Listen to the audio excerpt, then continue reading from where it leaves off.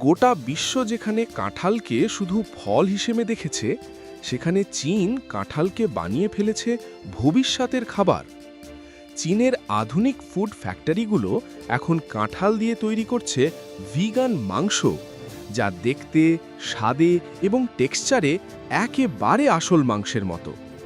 বিশেষজ্ঞরা বলছেন কাঁঠালের ফাইবারযুক্ত গঠন একে মাংসের সেরা বিকল্প করে তুলেছে।